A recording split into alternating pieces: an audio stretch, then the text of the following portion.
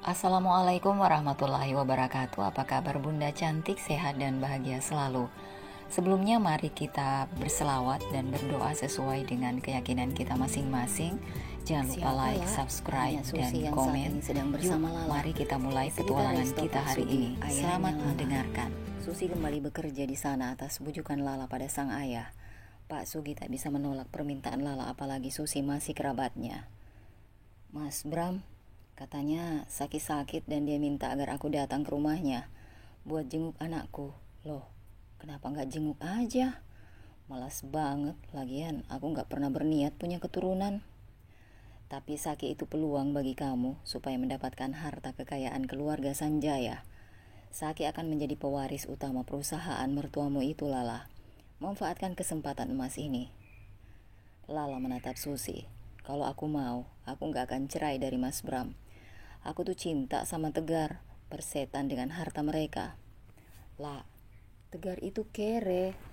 Dia manfaatin uang kamu aja. Sekarang, resto bapakmu sedang diambang kehancuran. Mungkin sebentar lagi bakal gulung tikar. Sekarang aja penghasilannya udah sangat menurun. Kamu butuh uang. Biaya hidupmu mahal, lah. Tapi aku kan bentar lagi dapat harta gunung gini dari Mas Bram. Paling berapa sih harta yang kamu dapat? Please Dela, jangan bodoh.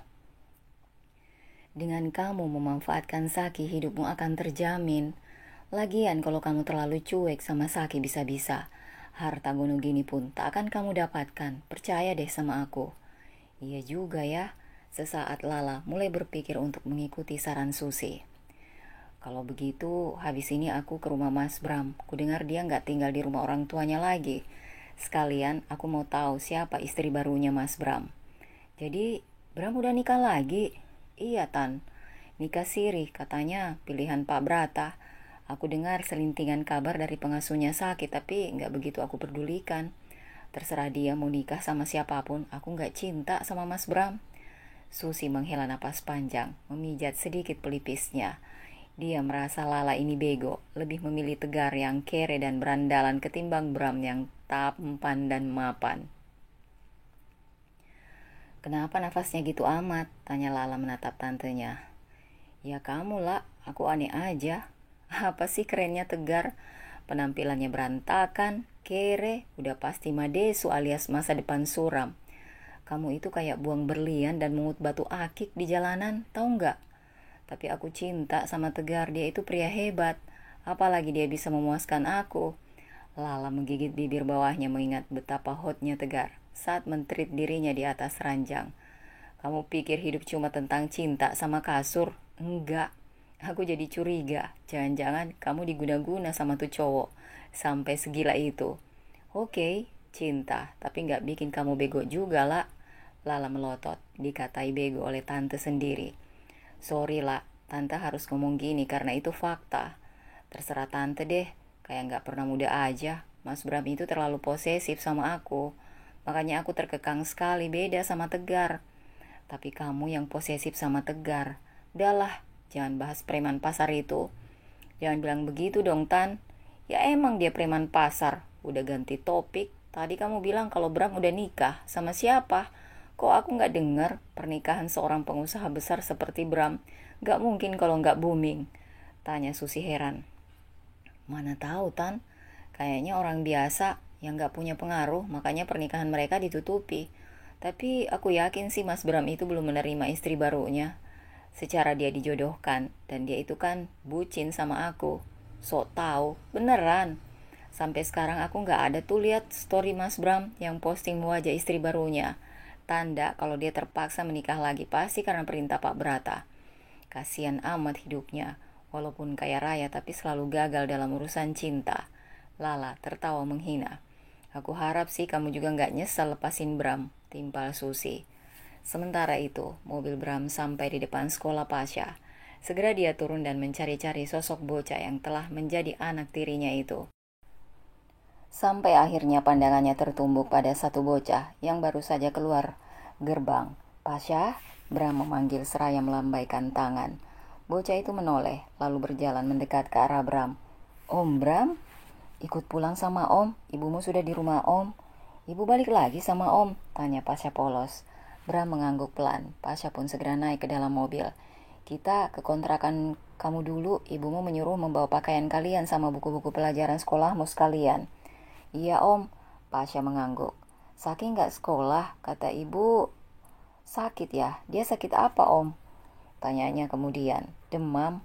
Tak perlu waktu lama mereka akhirnya sampai di kontrakan. Bram dan Pasha berjalan memasuki gang, menuju rumah kontrakan dan meninggalkan mobil mereka di pinggir jalan. Tampak Bu Iem sedang berada di depan rumahnya, melirik kaget melihat Pasha datang bersama pria yang tadi pagi sampai menjemput Lasmi kemari. Pasha, kamu datang sama siapa? Tanya Bu Iem. Sama, Pasha menatap ke arah Bram. Dia tak mungkin bilang kalau Bram ini ayah tirinya. Anda ini siapa ya? Majikannya Lasmi. Lama menunggu jawaban dari Pasha membuat Bu Iem tak sabar sebab rasa penasaran yang begitu besar. Om Bram, ayo. Pasha menarik lengan pria itu sebelum ia menjawab. Pasha paham betul sikap Bu Iem sehingga dia mengajak Bram masuk ke rumah kontrakan. Daripada harus meladeni Bu Iem yang selalu kepo sama urusan orang lain. Bram terhenyak melihat rumah kontrakan yang sangat sempit dan pengap. Dindingnya menggunakan papan dengan lantai semen yang bertekstur kasar. Atapnya menggunakan seng. Bisa Bram bayangkan saat matahari terik pasti akan sangat panas sekali keadaan di rumah ini. Sebuah kasur lipat tergulung rapi di sudut ruangan, lemari plastik di pojok dan kompor dengan berbagai alat masak tertata rapi di sudut rumah lainnya. Hidup Lasmi benar-benar sangat memprihatinkan. Dia tahu jika rumah yang kini ditempati olehnya dulu adalah rumah Lasmi yang dijual oleh keluarga Aris, almarhum suami Lasmi. Bram pernah mendengar cerita itu dari mulut ayahnya. Semakin iba saja Bram terhadap Lasmi, wanita itu harus berjuang melawan kerasnya kehidupan akibat ulah dari ipar-iparnya. Tapi bukan hanya mereka. Lasmi menjadi sengsara seperti sekarang.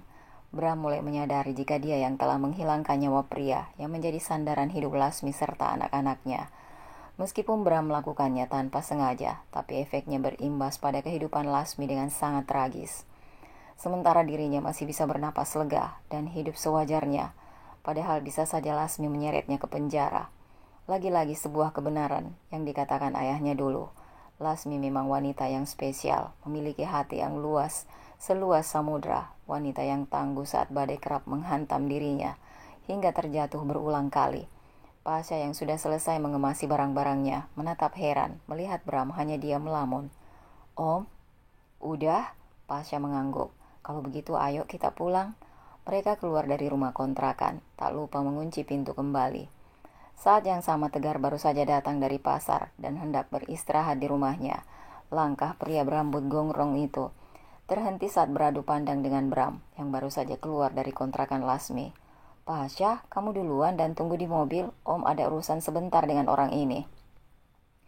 Bocah itu segera menuju mobil sesuai yang diperintahkan oleh Bram. Kini hanya ada Bram dan Tegar di sana, saling beradu pandang dengan penuh emosi yang terpancar di sorot mata mereka. Tegar membuang wajah, dia segera melanjutkan langkahnya. Tapi Bram tak membiarkan pria itu pergi begitu saja. Bram menarik lengan Tegar dan, buk, satu pukulan mendarat di wajah pria gondrong itu. Tak puas sampai di situ saja, Bram kembali meninju perut Tegar berulang kali. Tegar tak tinggal diam, dia segera bangkit dan membalas pukulan Bram. Keduanya berkelahi saling baku hantam, tanpa ada seorang pun yang berani melerai karena takut. Soal pukul-memukul, Tegar memang jagonya. Sudah seperti makanan sehari-hari baginya. Tapi tentu Bram tidak kalah lihai. Terlebih Bram itu pernah belajar ilmu bela diri semasa sekolah dan kuliah dulu. Bisa dibayangkan bagaimana perkelahian mereka antara preman yang hanya asal pukul saja dengan Bram yang jelas mengerti teknik bela diri yang sesungguhnya. Sehingga di saat Tegar hendak memukulnya dengan sembarang, Bram bisa dengan mudah menangkis lalu menggulingkannya kembali ke tanah. Dulu kau mendekati Lala istriku. Sekarang aku peringatkan agar kau tidak pernah mendekati Lasmi. Bram menunjuk ke arah Tegar yang masih tersungkur di tanah. Hendak bangkit seraya mengusap sudut bibirnya yang pecah dan mengeluarkan cairan merah. Memangnya Lasmi siapa? Dia bukan siapa-siapanya kamu kan? Bram terdiam sejenak sesaat dia melihat Bu Iem keluar dari rumah kontrakannya setelah mendengar suara ribut-ribut. Lasmi itu istriku, jawab Bram. Jadi awas saja kalau kau macam-macam. Bu Iem melotot. Bola matanya seperti akan keluar dari tempatnya. Tak percaya dengan apa yang dia dengar barusan. Pria tampan itu suami Lasmi. Bram kembali ke mobil setelah berkelahi dengan tegar. Dia pergi begitu saja seraya membenahi penampilannya. Maaf membuatmu menunggu, kita berangkat sekarang, ujar Bram pada Pasha yang diam menunggu di dekat mobil. Sebab tak bisa masuk karena mobil dalam keadaan terkunci.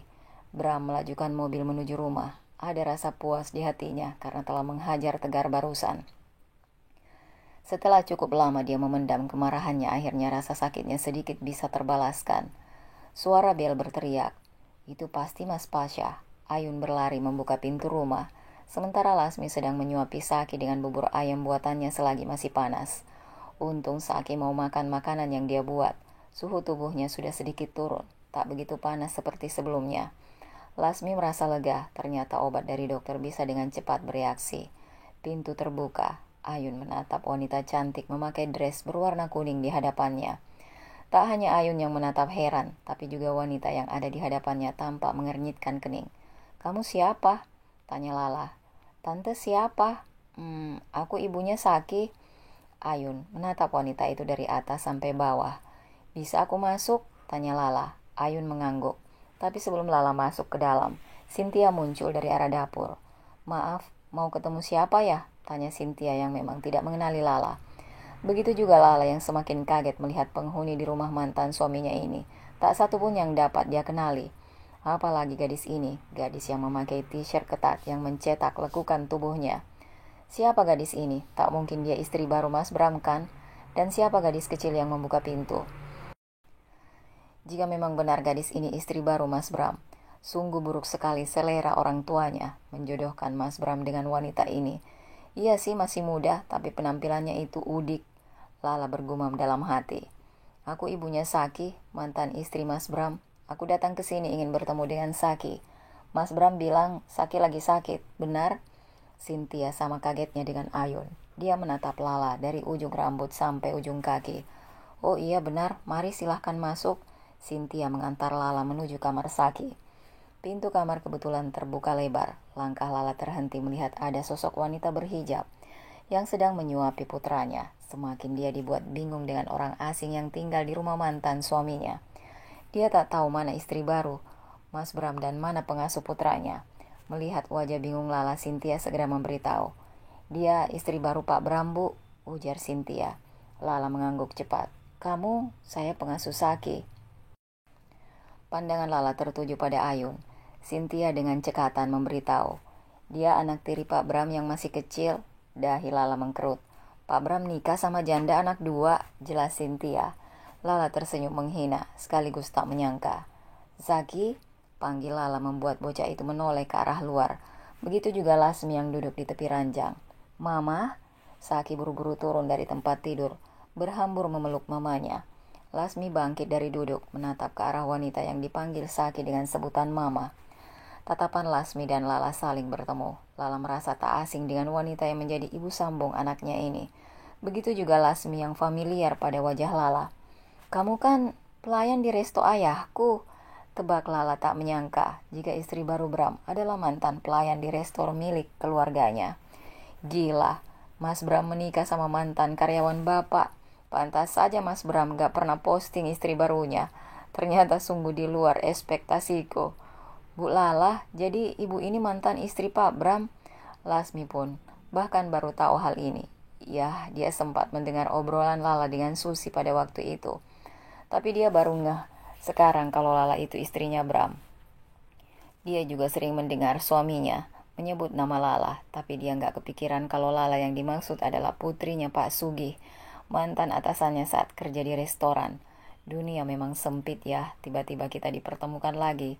Tapi dalam situasi yang berbeda. Dulu kamu pelayan di resto ayahku, dan sekarang mendadak jadi istri baru mantan suamiku. Ternyata kamu hoki juga ya, naik derajat beberapa level. Lala tertawa kecil, tawanya terdengar seperti sedang meledek. "Kok Bram mau sama kamu? Pak Brata gak salah pilih calon istri kan ya? Mantan pelayan jadi istri pengusaha besar. Wow, sudah mirip cerita di sinetron. Pak Brata, mungut kamu dari mana?" Lala masih ingat kalau perempuan berhijab ini salah satu karyawan yang bermasalah sama Susi, sehingga Susi dipecat dari resto. Tapi Lala tak mengingat namanya. meski ia sangat familiar. Kamu datang kemari untuk menjenguk Saki atau mau mencemooh istriku? Tiba-tiba Bram muncul dari arah belakang bersama Pasha. Saat ini Lasmi hanya bisa diam, karena dia sadar diri kalau dirinya bukanlah siapa-siapa. Dia bahkan masih cukup terkejut melihat siapa mantan istri suaminya. Sekarang ditambah lagi dengan kemunculan Bram yang tiba-tiba dengan mengucapkan kalimat yang terdengar seperti sebuah pembelaan. Entah untuk mempertahankan harga dirinya sendiri atau untuk menjaga harga diri istrinya. Lasmi tak mau terlalu baper, apalagi Bram memiliki sikap yang sulit ditebak. Mas Bram, aku hanya kaget saja melihat istri barumu. Dia itu pernah kerja di resto ayahku loh. Sekarang malah jadi ibu, sambung bagi Saki. Kok aku jadi ragu ya, apa dia bisa mendidik Saki dengan benar? Pasalnya selain dari kalangan bawah, istrimu itu pasti juga memiliki pendidikan rendah. Hina Lala, tapi minimal akhlaknya tidak sebejat kamu yang bisa berselingkuh dengan pria lain dan tak pandai menjaga kehormatan. Aku paling tidak suka pada wanita murahon. Aku baru sadar jika selama ini aku terlalu naif karena mencintai wanita sepertimu, Lala. Tegas Bram, bagai tamparan keras bagi Lala. Bahkan perkataan Bram tak hanya menampar Lala, tapi juga Cynthia yang pernah berlaku layaknya seorang jelong di hadapan Bram. Ayun dan Pasha langsung berlari ke arah ibunya dan memeluk pinggang wanita itu dengan erat. Mereka melihat ada cairan bening yang menetes jatuh di pelupuk mata Lasmi. Setelah banyaknya penghinaan yang terlontar dari mulut Lala, Lasmi merasa tak bisa membendung lagi air matanya. Papa udah, jangan marahi mama lagi. Saki seolah mengerti jika papanya sedang marah pada mamanya, meski dia tak paham apa yang sedang dibicarakan oleh kedua orang dewasa itu. Begitulah Saki, papamu sedang membela istri barunya. Ayo kita masuk ke kamarmu. Lala mengajak Saki masuk ke kamar. Kalian bisa keluar dan tinggalkan kami berdua.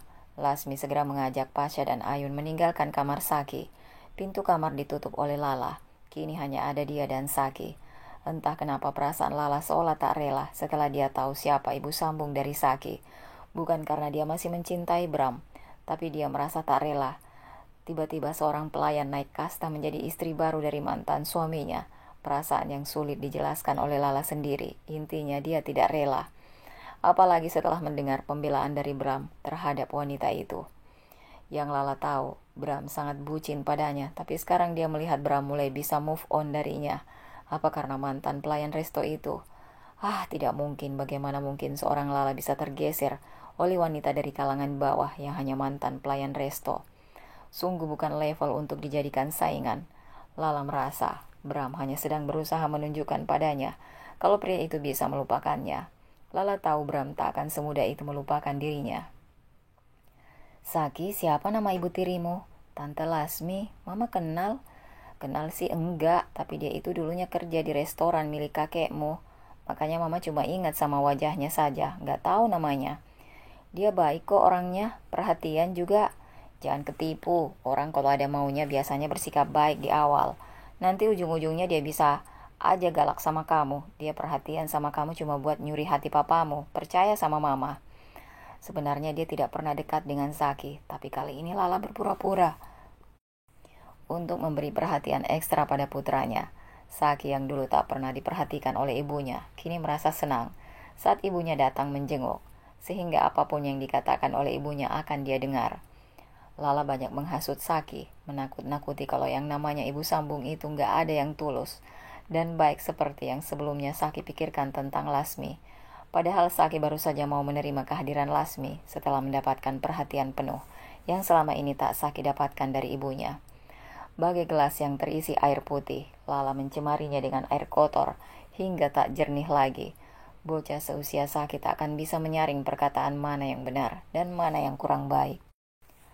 Lala berjalan keluar dari kamar Saki setelah hampir 1 jam dia menemani Saki, memberinya obat, hingga kemudian bocah itu tertidur pulas. Barulah dia pergi meninggalkan bocah itu sendirian di kamar. Mas, aku pamit pulang. Aku temani Saki ke kamar. Lasmi hendak melangkah. Gak usah, Saki sedang tidur. Kamu gak usah sok cari muka gitu deh. Gak begitu mbak, aku merawat Saki tulus kok, bukan karena ada maksud lain. Udah aku pamit. Lala melangkah, mendekat ke ambang pintu. Tiba-tiba tubuhnya terhuyung. Satu tangannya memegangi kepala.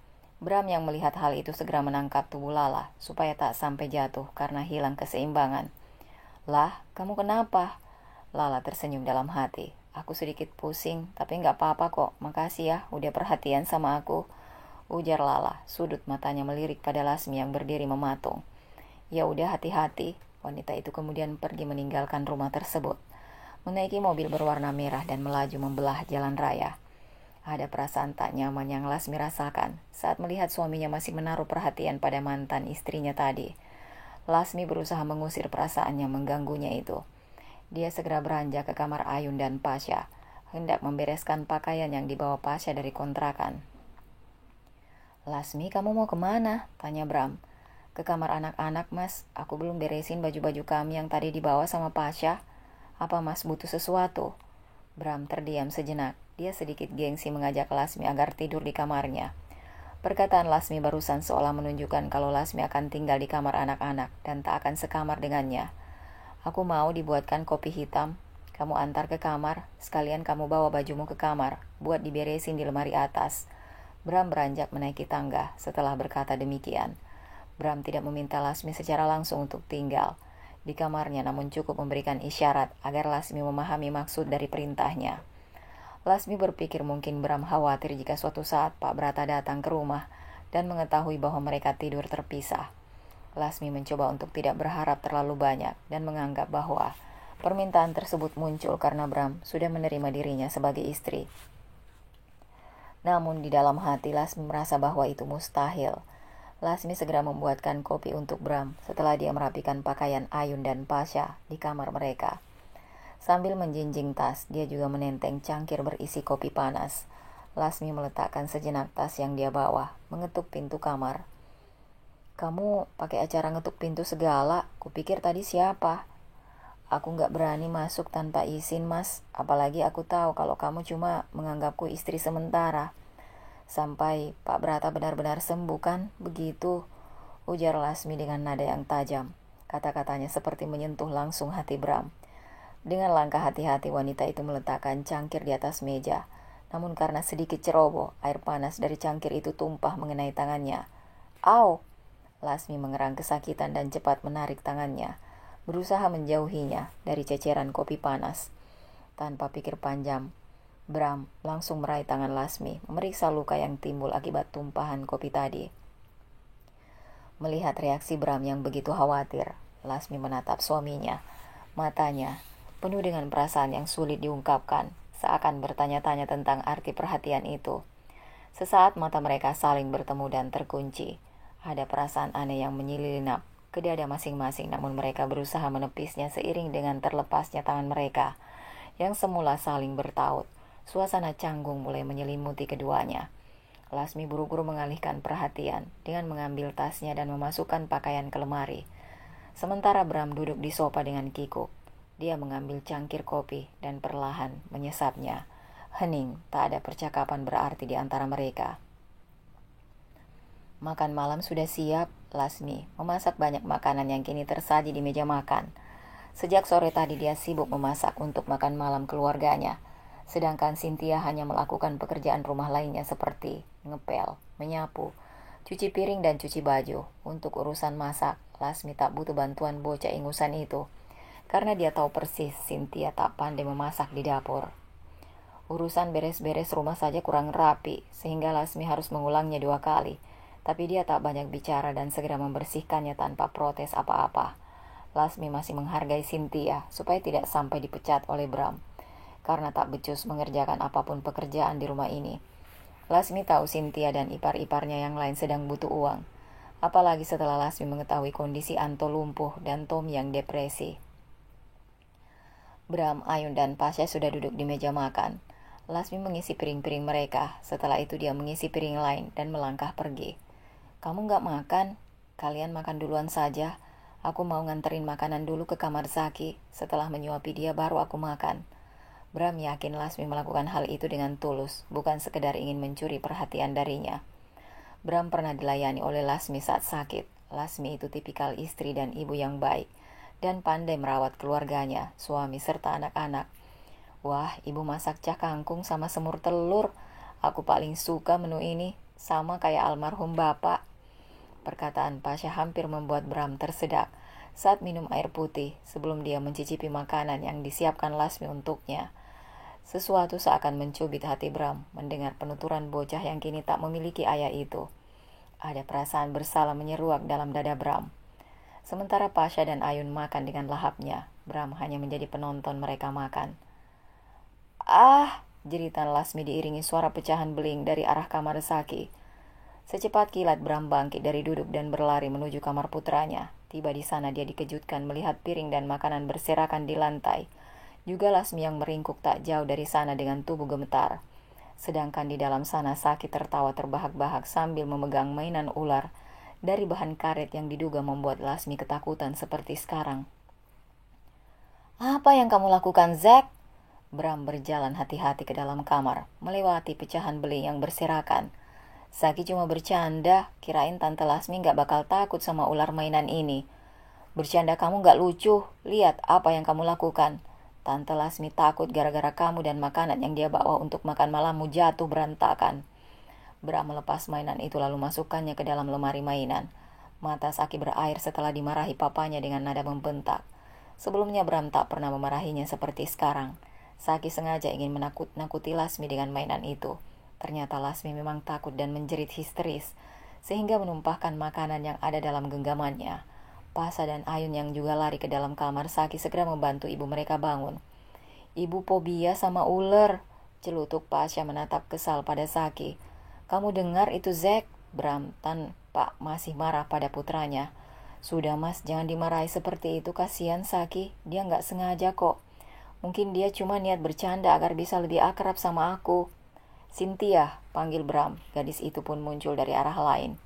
"Iya pak, kamu bereskan semuanya. Setelah itu ambilkan Saki makan." "Ayo Lasmi, kita ke ruang makan." "Mas, kasihan Saki." "Sudah, biarkan saja dia, biar tahu kalau dia salah." Saki menatap kepergian mereka dengan air mata yang terus meleleh di pipinya. Cynthia yang tengah membereskan serpihan beling menatap bocah itu. "Sabar ya Saki, begitulah yang namanya ibu tiri. Kamu gak perlu sedih.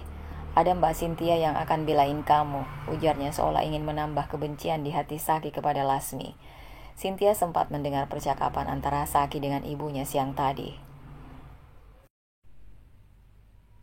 "Zaki," Lasmi masuk ke dalam kamar bocah itu.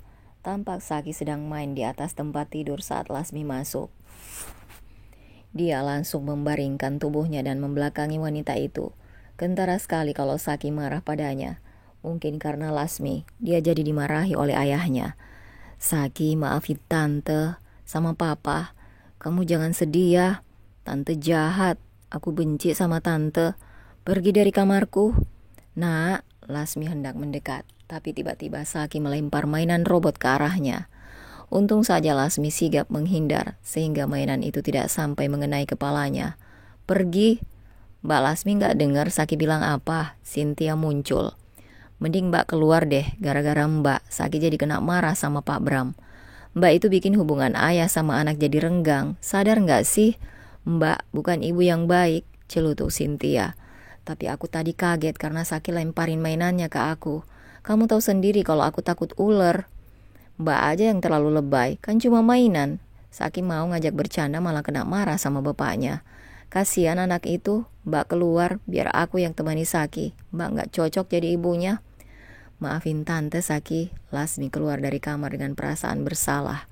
Suasana pagi sudah dihiasi oleh keramaian. Jalanan padat merayap dipenuhi oleh kendaraan ketika aktivitas pagi akan dimulai. Lala sudah tak sabar ingin segera sampai ke resto bapaknya.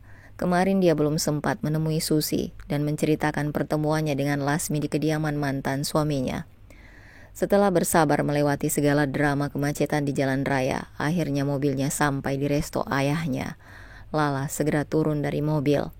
"Tante," sahut Lala sambil melambaikan tangan, yang dipanggil pun menoleh. "Tumben pagi-pagi udah kesini, rajin banget. Ada yang mau aku bicarakan?" "Sini duduk deh." Suasana resto masih kosong, belum ada pelanggan yang datang. "Ada apa?" "Jadi kemarin kan aku datang ke rumah baru Mas Bram buat jenguk Saki. Tante tahu siapa yang aku temui di sana?" "Siapa?" "Jangan bikin tebak-tebakan, masih pagi nih. To the point aja." "Lasmi ada di rumah mantan suamiku." Lasmi? Lasmi si pelayan dungu yang janda itu? Iya, ngapain dia di sana? Dia sekarang menjadi ibu sambung Zaki. Susi menggelengkan kepala seakan tak percaya. Enggak mungkin Bram nikah sama wanita itu. Kamu bercanda kan? Aku serius, emangnya aku kelihatan sedang bercanda, Tan. Tapi kenapa Bram mau dinikahkan sama Lasmi?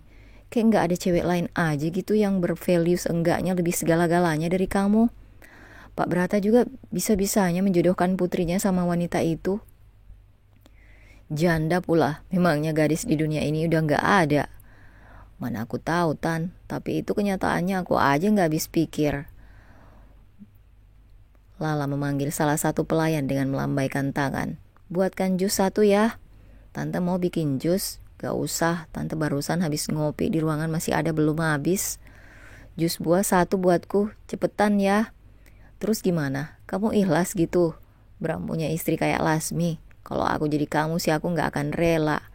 Ya terus mau gimana lagi? Mereka udah nikah juga dan aku udah resmi cerai dari Mas Bram. Aku gak peduli. Lala mengendikan bahu.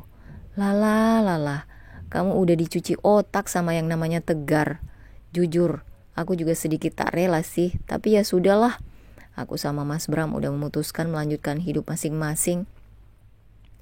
Yang penting kan aku sama Tegar masih lanjut, buat apa mikirin mereka? Sayang aja kalau harta Zaki nanti dikuasai oleh istri baru Bram. Kalah kamu sama dia, ntar dia jadi orang kaya dan kamu jatuh miskin gara-gara cowok preman kampungan itu. Dih, Susi bergidik ngeri mengingat wajah berandalan Tegar yang gak ada ganteng-gantengnya sama sekali. Tante gak tahu sih kalau Tegar itu maco, ucap Lala membayangkan cowok pujaan hatinya. Maco apanya? Bagusan Bram. Gagah, tampan, tajir lagi. Udah aku kangen sama Tegar, mau ke kontrakannya dia dulu. Lala bangkit dari duduk setelah sebelumnya menghabiskan jus yang tersisa. Menyandang tas branded kesayangannya dan melenggang keluar dari resto. Susi hanya geleng-geleng kepala. Lala lebih dungu dari Lasmi ternyata, gumamnya tak habis pikir.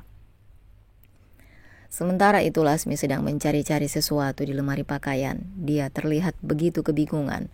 Semalam saat membereskan pakaian dia tidak menyadari kalau Pasha tidak membawa pakaian dalam ibunya. Sepertinya tertinggal di kontrakan. Kamu cari apa? Tanya Bram melihat istrinya sedari tadi hanya mengobrak-abrik lemari pakaian yang hanya terdiri dari beberapa helai saja. Lasmi menoleh. Dia merasa malu jika harus mengatakan pada Bram kalau pakaian dalamnya tidak terbawa oleh Pasha. Wajar sih. Pasha mana mengerti kalau saat membawa baju dari kontrakan harus berikut pakaian dalamnya. Pasha hanya membawa beberapa gamis dan kerudung saja. Lasmi, aku tanya, malah diam. Kamu gak denger apa? Aku nyari pakaian dalam, jawab Lasmi memelankan kata. Bram mengeluarkan dompet lalu meletakkan sejumlah uang di atas meja. Ambil uang ini buat belanja stok makanan sama beli kebutuhan kamu sekalian.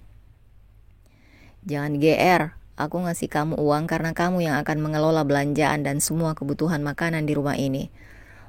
Anggap saja itu uang nafkah dariku, tapi bukan berarti aku sudah bisa menerima kamu menjadi pasanganku. Aku cuma melakukan kewajiban yang mungkin sudah seharusnya aku berikan padamu, ungkap Bram gengsi. Aku akan belanjakan uang itu untuk keperluan rumah, tapi aku akan mengambil pakaianku ke kontrakan. Tak usah beli, sayang uangnya. Aku terima uangnya, Mas. Aku pergi ke rumah kontrakan dulu. Tunggu. Kamu mau ke rumah kontrakan? Biar aku antar. Bram seolah takut kalau Lasmi bertemu dengan Tegar. Aku bisa naik angkot, Mas. Aku sekalian mau, Bram berpikir sejenak, mau beli bensin sama belanja kebutuhanku juga. Parfum aku habis, biar sekalian aku antar kamu, supaya nanti kalau aku butuh parfum lagi, kamu tahu belinya di mana. Mereka berjalan keluar dari kamar. Ayun menatap ibu dan ayah sambungnya. Ibu mau pergi kemana? Mau belanja? Kamu ikut ya? Aku tunggu di rumah aja, mau main prosotan di taman. Sekalian aku mau nunggu Mas Pasha pulang, mau bagi-bagi donat buatan ibu kemarin yang disimpan di kulkas. Bagi-bagi donat? Ibu suka bagikan donat jualannya kalau belum laku terjual, Om. Dibagikan gratis begitu saja? Bram terkejut. Ayun mengangguk cepat. Iya Om, kata ibu, biar usaha ibu barokah. bantu orang-orang yang kelaparan juga. Ibu suka bilang kalau kita bantu orang gak harus nunggu kaya dulu. Iya kan, Bu? Bram lagi-lagi dibuat kagum oleh wanita berhati malaikat ini. Jelas-jelas kehidupannya masih jauh dari kata cukup. Tapi Lasmi masih kepikiran untuk berbagi dengan sesama. Bram yang sudah punya uang dan punya segalanya pun kadang tak punya waktu untuk sengaja membagikan rezekinya. Biasanya Pak Brata lah ayah yang selalu rajin berbagi ke panti asuhan atau ke masjid-masjid di sekitar rumah.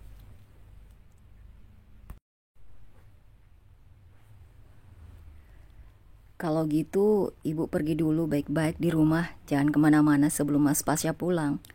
Iya, Bu. Lasmi dan Bram meninggalkan rumah. Bram memacu mobilnya mengarah ke rumah kontrakan Lasmi. Hanya memakan waktu 10-15 menit saja mereka tiba di gang menuju rumah kontrakan. Keduanya turun dari mobil. Kamu tunggu di sini saja. Enggak, aku mau ikut. Di sini panas, aku malas nunggu di mobil. Kamu pikir aku sopir? Ketus Bram. Jujur Bram merasa cemburu pada Tegar. Khawatir jika pria itu akan merebut istrinya untuk yang kedua kalinya. Apalagi jika diperhatikan Lasmi itu cantik, tak kalah cantik dari Lala. Terlebih saat Lasmi berada di rumah dan membuka hijabnya. Hanya Bram yang tahu betapa indah mahkota wanita itu. Panjang, hitam, lebat, dan wangi. Saat subuh tadi, Bram sempat melihat Lasmi menyisir rambutnya yang sepinggang. Tertiup angin subuh, aroma wangi rambutnya membelai dan memanjakan penciuman Bram yang pura-pura masih tidur. Sebab saat bangun, Lasmi pasti akan segera menutupi mahkota itu dengan hijab panjangnya. Padahal mereka sudah halal dan Bram boleh melihat auratnya sampai puas sekalipun. Entahlah kenapa Lasmi kerap menutupi semua keindahan itu dari Bram. Mungkin karena Bram belum mengatakan kalau dia benar-benar menerima Lasmi sebagai istrinya dengan sebenar-benarnya. Salah Bram sendiri kan? Matahari di atas sana sangatlah terik. Bisa Bram bayangkan bagaimana keadaan di rumah kontrakan Lasmi yang sempit dan beratap seng. Lasmi membuka pintu rumah kontrakan. Dia masuk ke dalam dan segera menghampiri lemari untuk mencari barang apa saja yang akan dia bawa. Bram berdiri di ambang pintu. Matanya mengedar ke setiap sisi ruangan kontrakan itu. Tiba-tiba keduanya mendengar suara gaduh di kontrakan sebelah. Dinding papan yang menjadi sekat antara kontrakan Lasmi dengan kontrakan sebelah tampak diketuk-ketuk oleh seseorang di seberang sana. Faster Tegar, ya di sana. Kalimat itu diakhiri dengan lenguhan menjojokkan. Suara itu sangat familiar di telinga Bram. Suara mantan istrinya, Lala. Bram dan Lasmi sesaat saling beradu pandang. Suara racauan seorang wanita membuat keduanya merinding, terdengar menjojokkan. Bisa-bisanya di tengah panas terik seperti ini dua insan di rumah sebelah memadu kasih tanpa peduli jika tetangga mereka akan mendengar. Dasar jelong, murka Bram. Lasmi mengernyitkan kening mendengar Bram mendesir. Lasmi hampir selesai mengemasi barang-barangnya, tetapi tiba-tiba ada sesuatu yang merayap cepat di tangannya saat dia mengambil pakaian di dalam lemari. Spontan Lasmi berjingkat kaget. Kecoa! Lasmi menepuk lengan dan tubuhnya, merasa geli karena serangga itu merayap masuk ke dalam lengan gamisnya. Suara teriakan Lasmi menghentikan aktivitas Tegar dalam sekejap. Lasmi, gumamnya. Pria gondrong itu gegas mengambil celana boxer, mengikat rambutnya yang berantakan lalu melangkah keluar. Tegar, kamu mau kemana? Seru Lala, menyambar dress yang teronggok di lantai lalu mengikuti langkah Tegar. Mereka berdiri di ambang pintu melihat dua orang yang ada di dalam rumah kontrakan sempit itu dengan posisi cukup intim. Lasmi memeluk tubuh Bram. Setelah Bram berhasil mengambil kecoa yang masuk ke area punggung istrinya. Untung saja saat Tegar dan Lala menghampiri mereka, Bram sudah menaikkan kembali resleting gamis sang istri dan menutupnya lagi dengan hijab. Kalian? Lasmi segera menjauhkan tubuh dari Bram. Tapi Bram menarik pinggang wanita itu hingga kembali merapat. Penampilan Tegar dengan Lala sangat berantakan. Keduanya bercucuran keringat. Rambut mereka setengah basah setelah melakukan aktivitas hangat di siang hari. Tegar menatap sepasang suami istri itu dengan tatapan yang sulit diartikan. Kenapa berhenti? Lanjutkan saja lagi. Sindir Bram. Lala tak mau kalah. Dia segera merangkul tubuh Tegar yang masih polos tanpa mengenakan atasan. Ayo sayang, kita lanjutkan lagi. Dasar tak tahu malu. Cih, Bram mendecih. Kenapa? Kamu cemburu, Mas? Apa? Aku cemburu?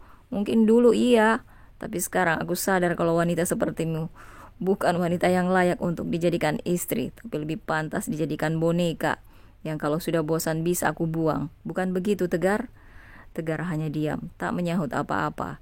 Senyatanya dia menyukai Lasmi sejak lama, sejak saat dia melihat keseharian wanita itu.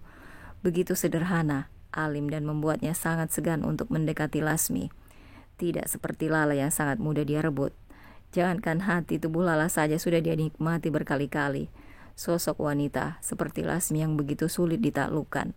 Dan Tegar menyukai tetangga kontrakannya itu walau hanya seorang janda, tetapi dia memiliki kehormatan. Jangan sembarangan bicara kamu, Mas Tegar, dan aku saling mencintai. Aku tahu, kamu hanya ingin menjadikan wanita miskin itu sebagai pelarianmu saja kan? Karena sebenarnya kamu belum bisa melupakan aku. Ayo sayang, kita lanjutkan lagi. Nanggung banget tahu. Lala menarik paksa tangan Tegar. Dah, Mas Bram, selamat bersenang-senang dengan istri culunmu itu. Aku juga mau senang-senang sama Tegar. Tak tahu malu, bangga sekali dia, padahal mereka itu melakukan hubungan terlarang. Tetapi malah bangga. Lasmi menatap wajah Bram dari dekat. Rahang pria itu menegas. Matanya masih belum lepas menatap ke arah luar sana, memandangi mereka yang baru saja pergi. Lasmi segera menjauhkan tangan Bram. Barulah pria itu sadar. Mas cemburu kan? Siapa bilang? Jangan sok tahu. Aku bisa melihatnya dari pancaran matamu, menyiratkan kemarahan. Dan tadi Mas sengaja memelukku supaya Mbak Lala cemburu kan? Kamu udah packingnya? Kalau udah buruan, habis ini kita ke supermarket belanja kebutuhan rumah. Aku tunggu di mobil. Pria itu melenggang pergi meninggalkan Lasmi. Lasmi menarik napas panjang, menatap punggung pria itu, kemudian menyusulnya. Sikap Bram sulit ditebak, terkadang dia seperti menaruh perhatian, tapi sekarang Bram seolah kembali sentingan awalnya. Ekspresi datar, sikap dingin dan bicara seperlunya. Akhirnya Lasmi membeli bahan makanan sesuai dengan yang biasa ada di dalam lemari es. Sisa belanjaan Mbak Nur tempo hari, mungkin bahan makanan itu saja yang disukai Bram dan Saki. Lasmi tak perlu khawatir dengan Pasha maupun Ayun, sebab kedua anaknya tidak pernah pilih-pilih makanan. Terlebih setelah mereka pernah mengalami hidup susah, bahkan hampir kelaparan. Setelah membeli bahan makanan, mereka menuju outlet yang menjual parfum. Bram mengambil kantong kresek besar belanjaan Lasmi saat melihat wanita itu kepayahan menjinjingnya. Sini, biar aku taruh dulu di mobil, kamu tunggu di sini, nanti kita cari outlet parfum sama-sama. Bram melangkah ke arah pintu keluar. Lasmi menunggu Bram di dekat eskalator. Dia menengok ke kanan dan ke kiri. Mas Bram mana sih? Duh, aku pengen pipis. Saat Bram kembali, Lasmi sudah tidak ada di tempat semula. Kemana wanita itu? Aku suruh tunggu dia sini, malah pergi begitu aja. Dasar. Bram mencari-cari Lasmi ke sekitar stand. Akan tetapi Bram tak kunjung menemukan istrinya. Mana dia tak punya alat komunikasi untuk dihubungi. Bram sampai kebingungan mencarinya. Segera ia melangkah mencari toilet di lantai itu, sampai akhirnya dia menemukan Lasmi yang baru saja keluar dari toilet wanita. Mas Bram, kenapa ada di sini? Aku cariin kamu kemana-mana, tahu nggak? Bikin orang pusing aja. Maaf Mas, tadi aku ingin buang air kecil, Masnya lama juga sih. Kenapa nggak nunggu sampai aku datang dulu biar nggak pusing nyariin kamu kayak tadi? Maaf Mas, tadi aku nggak tahan kebelet. Kalau nungguin kamu dulu, bisa-bisa aku ngompol. Emang Mas mau istrinya bau pesing? Ah, udah ayo. Bram menggenggam tangan Lasmi dan membawanya berjalan cepat menuju lift. Kita kemana Mas? Nyari parfum kan? Lasmi celingukan saat Bram malah membawanya ke sebuah gerai yang menjual berbagai macam ponsel. Mas, ada HP keluaran terbaru? Tanya Bram. Ada Pak, sebentar. Pelayan itu mengambil salah satu ponsel keluaran teranyar. Bram membeli satu buah ponsel berikut kartu perdana dengan nomor yang cantik dan mudah diingat. Sudah, ayo kita beli parfum. Di sana Bram menunjukkan parfum yang biasa dia pakai, supaya jika sewaktu-waktu Bram menyuruh Lasmi membelikannya, wanita itu tahu parfum merek apa yang bisa dia pakainya. Kamu mau beli, ambil aja yang mana, parfum yang kamu mau. Tidak usah Mas, harganya mahal-mahal. Tolak Lasmi sungkan. Dia biasa memakai minyak uang yang harganya standar, sementara Bram mengajaknya belanja di toko parfum yang bermerek dengan harga jutaan. Kamu pikir aku gak akan mampu bayar? Ayo, pilih aja. Lasmi mengangguk, tanpa berlama-lama memilih karena tak ingin membuat Bram menunggu. Lasmi mengambil satu parfum yang dia inginkan. Jangan yang itu. Bram merebut parfum yang Lasmi pilih. Kenapa? Itu parfum Lala,